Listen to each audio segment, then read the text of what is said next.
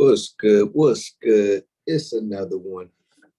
Welcome y'all to another episode of Cheef and Chart. It's your man Don Bucks.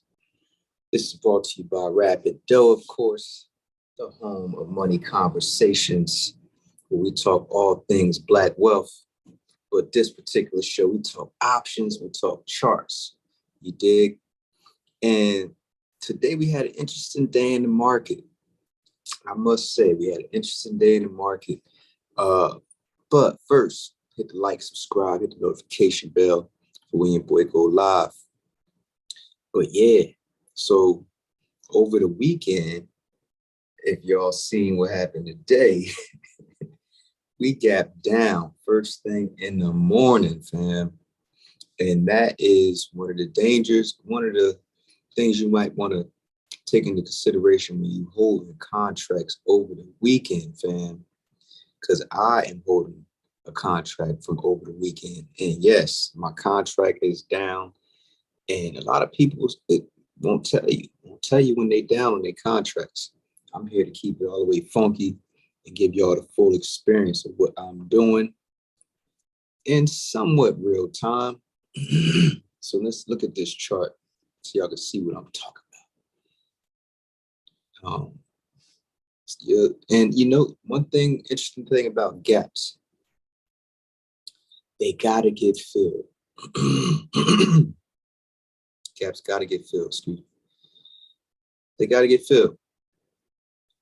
So let's take a look. We keep our eye on the SPY because the SPY is the overall market. So whatever the SPY is doing, a lot of times out of 10, the rest of the market is doing.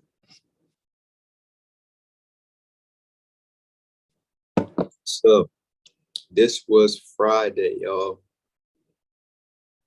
This was Friday. We had all that upward momentum last week. And y'all know anything about Bollinger Bands. The blue, this is what this is. What these blue lines are, those are Bollinger Bands. And usually when it gets near the top, it's going to pull back. But I have that and I have my levels in here. So those are ingredients. Remember I was talking about the ingredients?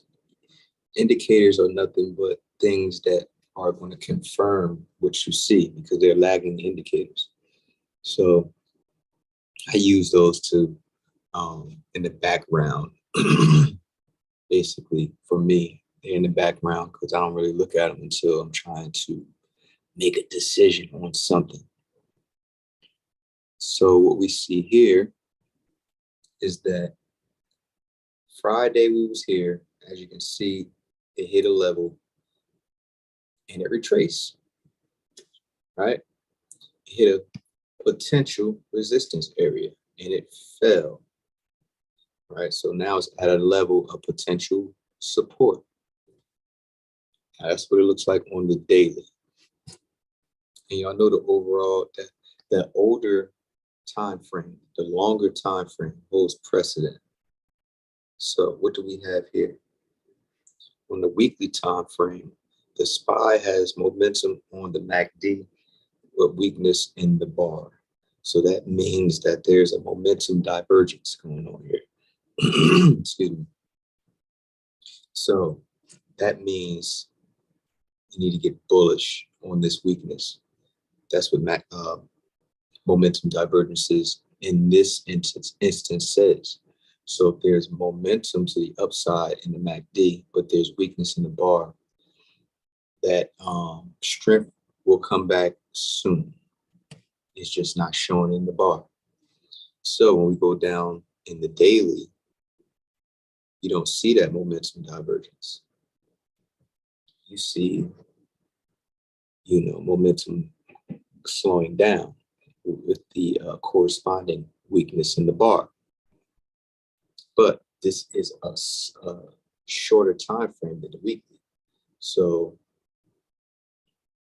just know that the weekly strength holds precedent. So this downward momentum is going to be short-lived, in other words. You feel me? So on the daily, it looks like we're hitting a level, but we can't really see what's going on in that daily bar. So we have to drop down into a focus or trading time frame. Mine is the 2 hour. Ooh, look what we have here. So now this is the 2 hour bar, these four, right?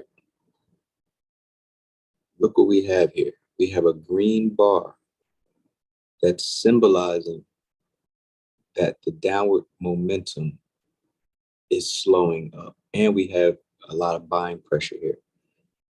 But you can't see that in the daily, can you? Can't see that in this bar.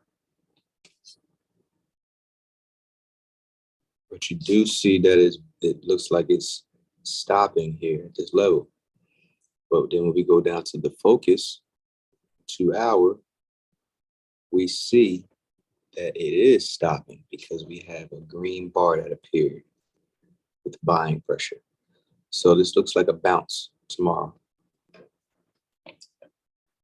My edge says bounce. It's going to bounce because this is way too much downward pressure for no reason, if you ask me. No good reason. So I see bounce. I see bounce back to 422. Yep. That's what I see. Actually, bounce to 419 first. Then 423. So first here, then here. So first stop is 420. We bouncing to 420 tomorrow. This gap got to get filled. This is the gap I was talking about. This gap has to get filled. They always get filled. I don't know when, but it's going to get filled. So I say tomorrow it's going to close some of this gap, if not all of it. That's what I see, y'all. So let me show y'all my stock. Show y'all my joint. See, we meander, and that's not good. When the stock is not going in your direction, up or down, and just trading sideways, that's eating away time on the contract, and that's theta, time decay, eating away at my profits. So I was looking forward to bounce here, and this pin bar, that was my edge. Pin bar, somewhat strength, not new high strength, but somewhat strength on the pin bar, and it didn't go. So it's been doing this. It's been doing this. So I'm looking for a bounce tomorrow, and I'm taking profit on this rally, and I'm going to take a small loss. I'm going to take a small loss on that trade. These trading in ranges is not a good look. Somebody asked me that they said they had issues with their entry. So this right here is a good prerequisite to a break in resistance. When price is hugging a level, like that's a telltale sign that if it doesn't reject violently from a level and it hugs it, that's a telltale sign that it wants to break through it. Okay. So this is my trading time frame. And see if it hit this level and violently rejected it, because that's what levels want to do. They want to not stay at it. So if it goes to a level and kind of hangs around at it, at the upper level of it, as you can see what happens. Vice versa for when it hugs a support. On a downtrend, if it hugs a support, it wants to go down. See here, we're on an uptrend. So either way, trading in ranges is an art. It's an art. It takes just, looking at this stuff often. All right. So here, I'm looking for a bounce.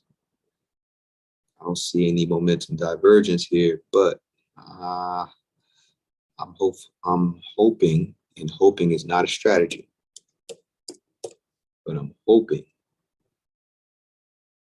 that this is a bounce on the spot, because rising tides lift all ships, and I need that motherfucker to rise. Or I'm gonna take a small loss. It's okay, because I'm not over leveraged. Right? That's the key. Don't over leverage. Don't put more in a trade than you can stand to lose. Over and over again. So I want to bounce. Hopefully that's what we get. But that's what I got. That's all I got for the day. So if you want to learn how to swing trade options, hit the description. It's in there. Also, me and Todd Capital collabing on a 4-week options made easy boot camp. People that wanted live options training. They say courses is dope. They like course dope, but we want live training. We got y'all. 4 weeks of it. So that link is in the bio as well, the link tree. So with that being said, I will see y'all tomorrow. Remember, it's no competition, B. It's you versus you. See you tomorrow.